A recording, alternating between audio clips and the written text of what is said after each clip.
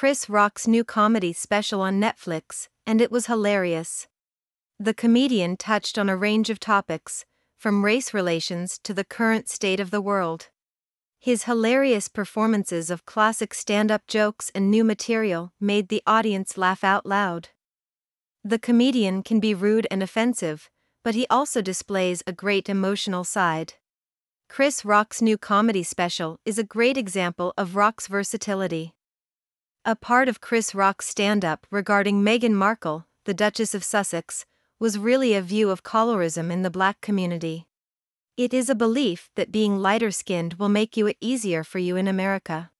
He joked that Meghan Markle had won the light-skinned lottery. Colorism is not just racism, but a bias within racial or ethnic groups that favors lighter skin over darker-skinned people. We are witnessing a self-inflicted caste system put on black people not only from other races of people, but adopted by the black people themselves that decides lighter skin is better. It is evident that this historically underclassification of black people is so deeply ingrained that accepting less treatment based on color is not only normalized but laughed about.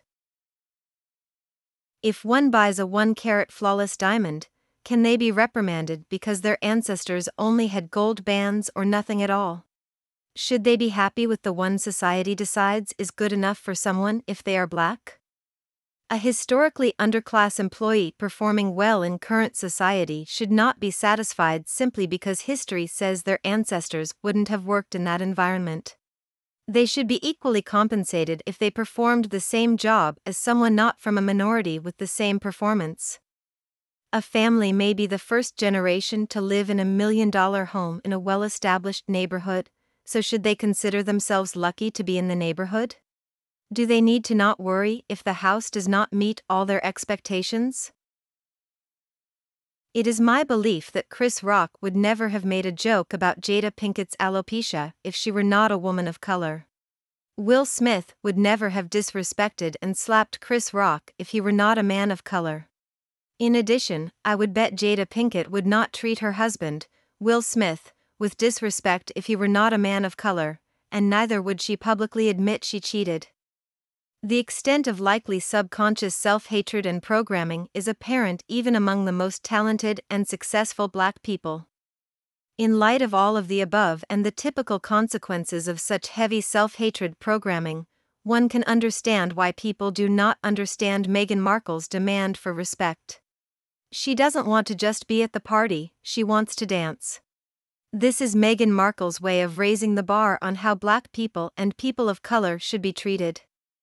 Black people around the world act almost apologetic about being black, which is why even black people refuse to see the racism Prince Harry and Meghan Markle speak of. It's obvious that Chris Rock's stand-up comedy was hilarious. However, the assertion that the royal family is not racist because they expressed concern regarding the color of Prince Harry and Meghan Markle's kids is highly misguided. It was in no way amusing that black people would have to resort to analyzing their child's ears to figure out their skin color. The real reason why this dilemma goes much deeper than what was discussed on stage is due to racism. To really put it into perspective, would white couples worry about how light or dark their children will be? I seriously doubt it. There are a number of root causes of colorism. One is the historic prejudice against people of color, which has led to a lack of opportunities and resources for those who are not white.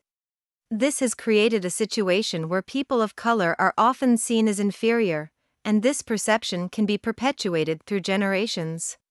Another root cause of colorism is the way that media and pop culture present people of color. Often, they are shown in stereotypes or one-dimensional ways, which can reinforce negative perceptions. Additionally, colorism can also be perpetuated within communities of color themselves. This can happen when there is a preference for lighter-skinned individuals or when certain features are seen as more desirable. Ultimately, colorism is an issue that is complex and multi-layered, but it is important to understand the root causes in order to address it effectively.